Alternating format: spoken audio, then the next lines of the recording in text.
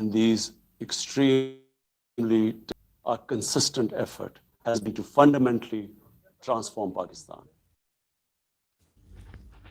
We envisage Naya Pakistan to be modeled on the principles of the state of Dina, established by Holy Prophet Muhammad sallallahu alaihi wasallam. A just, humane society where all government policies are directed at lifting our citizens out of poverty and creating a just and equitable dispensation. To achieve this goal, we need to have peace and stability. Thus, our foreign policy aims to have peace with our neighbors and settle disputes through dialogue. Mr. President, the 75th anniversary of the United Nations is an extremely important milestone, as this is the only body in the world that can help us achieve our goals of peace and stability in our neighborhood. This is also time for us to reflect whether, as the United Nations, we have been able to realize the promise we collectively made to our peoples.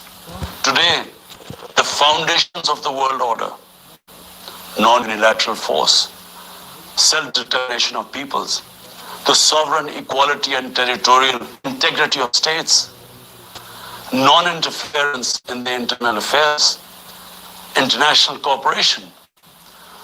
All these ideals are being systematically eroded. International agreements are being flouted and set aside. Renewed great power rivalries are leading to a new arms race. Conflicts are proliferating and intensifying. Military occupation, illegal annexations are suppressing the rights of human beings to self-determination. According to the respected professor Noam Chomsky, mankind is at even a greater risk than it was before the First and Second World Wars in the last century. And this is because of the threat, increased threat of nuclear war, climate change, and sadly the rise of authoritarian regimes. We must come together to prevent such a catastrophe. We believe that the driving force in international relation must be cooperation in accordance with the principles of international law, not confrontation and force. We all must emphatically reaffirm our support for multilateral, as illustrated the oneness of humanity. In our interconnected world, no one is safe unless everyone is safe. Locking down to control the pandemic has triggered the worst recession since the Great Recession in the last century. This has hit the poorest countries the hardest, as well as the poor in all the countries. In Pakistan, we realized very early on that if we imposed a strict lockdown, the type that several affluent countries had imposed, we would have more people dying of hunger than the virus. Therefore, we adopted a policy of smart lockdown. While concentrating on the hotspots, the virus hotspots, we opened up our agriculture sector immediately. And then followed it up by the construction sector, which employed most of the people. At the same time, despite financial poorest and most vulnerable household with direct cash payments through SARS program, and then subsidies to the small businesses. Even though our smart lockdown was heavily criticized in the beginning, but thanks to the Almighty Allah's grace, we have not only managed to control the virus, stabilize our economy, but most importantly, we have been able to protect the poorest segment of the society from the worst fallout of the lockdown. Today, Pakistan's response pandemic. However, we are still not out of the woods, like no country is out of the woods today. But Mr. President, it was obvious from the outset that developing countries would need fiscal space to respond to and recover from the crisis. Debt relief is one of the best ways to create that fiscal space for developing countries. Therefore, in early April, I called for a global initiative on debt relief. We appreciate the G20's official debt suspension initiative and the emergency and rapid financing offered by is not going to be enough. The IMF has estimated that developing countries will need over $2.5 trillion to respond and recover from the crisis. The official debt suspension will need to be extended and expanded. Additional debt relief measures will also be needed. Development banks should ensure adequate financial inflows. Rich countries have generated over $10 trillion to finance their own response and recovery. They should support the creation of at least $500 billion in new special drawing rights for the developing world. Mr. President, I had highlighted the tremendous damage that illicit financial flows from developing countries to rich countries and to offshore tax havens cause. This leads to the impoverishment of the developing nations. Money that could be used towards human development is siphoned off by corrupt elites. The loss of foreign exchange causes currency depreciation. That in turn leads to inflation and poverty. The quest for getting back these stolen resources is nearly impossible, given the cumbersome procedures. Moreover, the powerful money launderers have access to the best lawyers. And sadly, because they are the beneficiaries, there is a lack of political will in the rich countries to curb this criminal activity. Mr. President, if this phenomena is unaddressed, it will continue to accentuate the inequality between the rich and the poor nations, and eventually will spark off a bigger global crisis, a far bigger global crisis than the present migration issue poses. The rich states cannot hold forth on human rights and justice when they provide sanctuary to money launderers, to their looted wealth. There are anti-money laundering and anti-terror financing regimes. I call upon the Assembly to take the lead in efforts to build a global framework to stem the illicit financial flows and ensure speedy repatriation of stolen wealth. It is important to realize that the aid that flows from rich countries to the developing world is minuscule compared to the massive outflows by our corrupt elites. Mr. President, this year, I must again reiterate the threat posed to mankind due to climate change. Unprecedented fires in Australia, Siberia, California, Brazil. Unprecedented floodings in various parts of the world. Record temperatures, even in the Arctic Circle. This should make all of us worried for our future generations. Commitments made through the Paris agreements must be fulfilled. In particular, the commitment to mobilize 100 billion US dollars annually as climate finance. Pakistan's contribution to carbon emissions is minimal, but it is one of those countries most affected by climate change. Yet, we have decided to take lead as we consider addressing climate change a universal responsibility.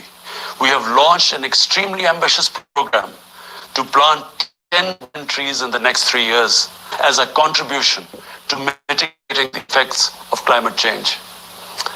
Mr. President, the pandemic was an opportunity to bring humanity together. Unfortunately, it has instead fanned nationalism, increased global tensions, and given rise to racial and religious hatred and violence against vulnerable minorities in several places. These trends have also accentuated Islamophobia. Muslims continue to be targeted with impunity in many countries. Our shrines are being destroyed. Our Prophet Muhammad ﷺ insulted. The Holy Quran burnt. And all this in the name of freedom of speech. Incidents in Europe, including republication of blasphemous sketches by Charlie Hebdo, are recent examples. We stress that willful provocations and incitement to hate and violence must be universally outlawed.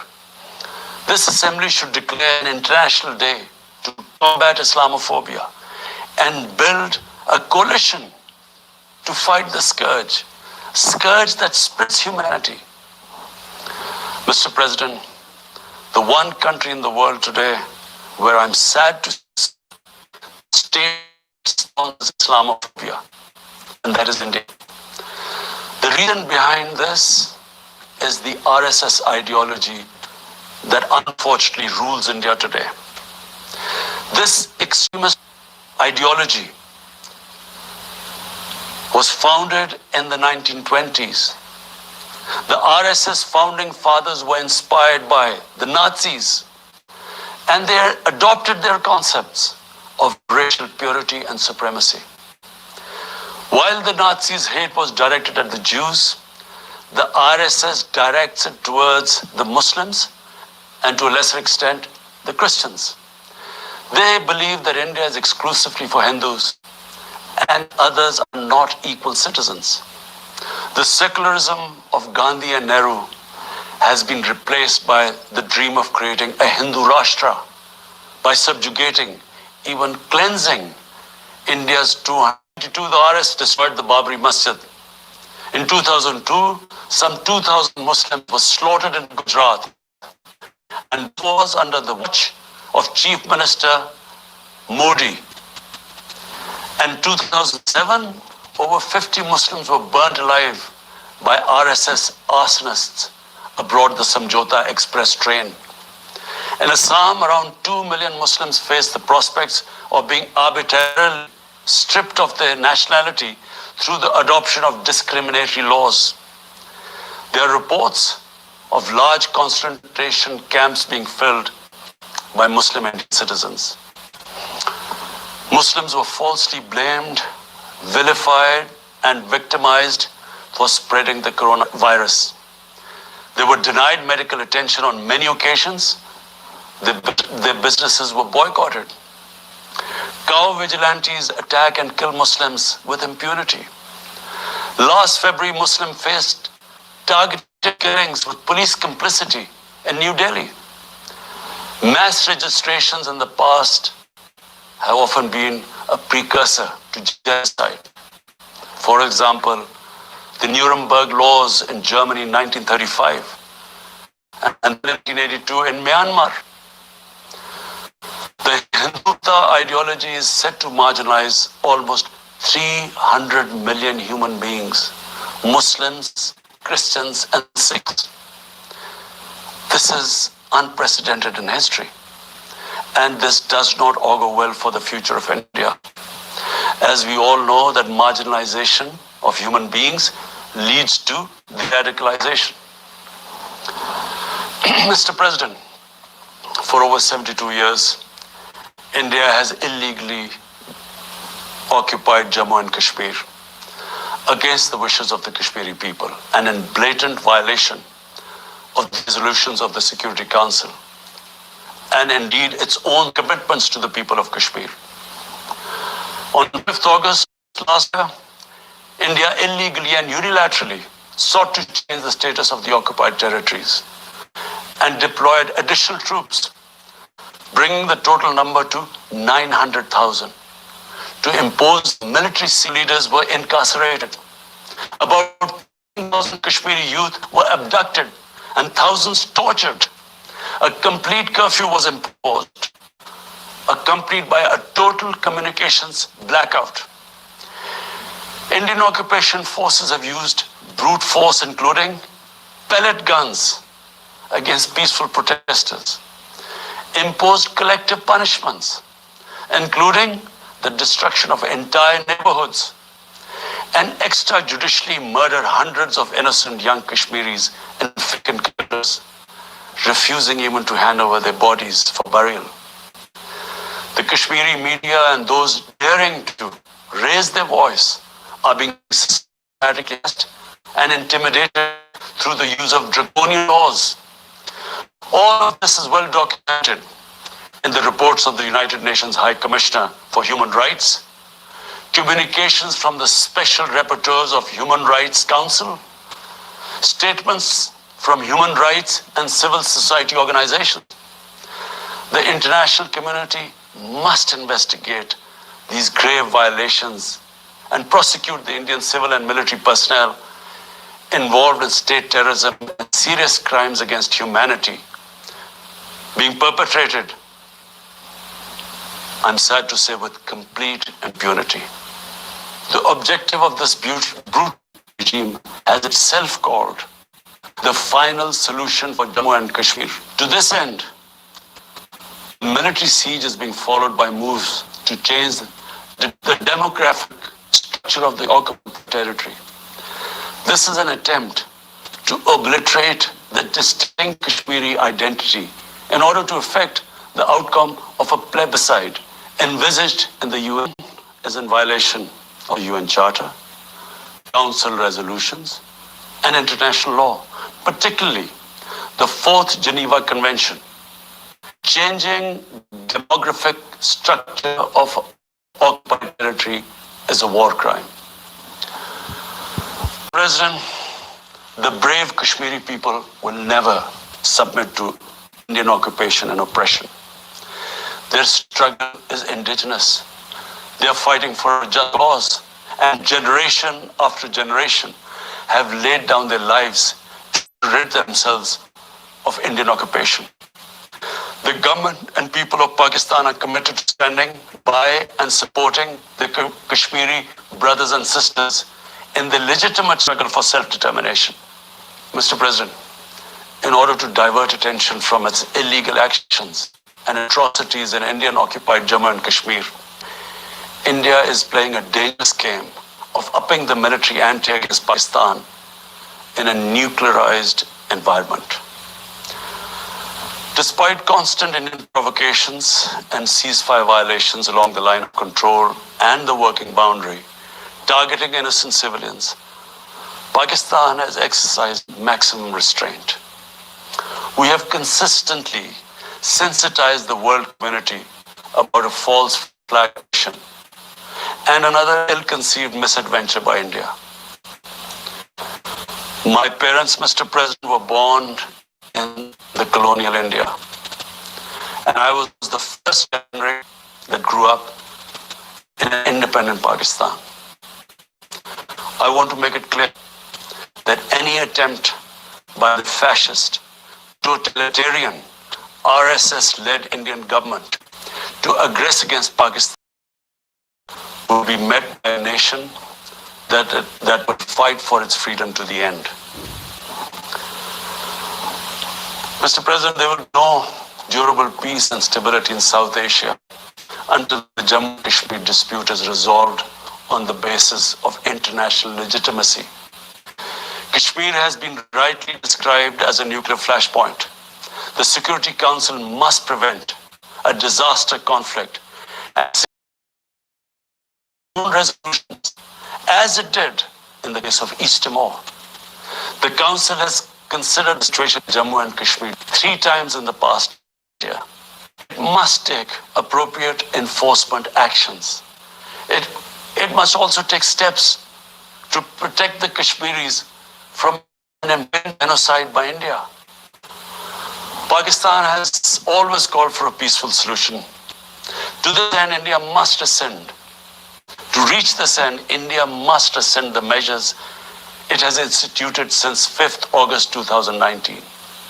End its military siege, the human rights violation, and agree to resolve the Jammu and Kashmir dispute in accordance with the relevant UN Security Council resolutions.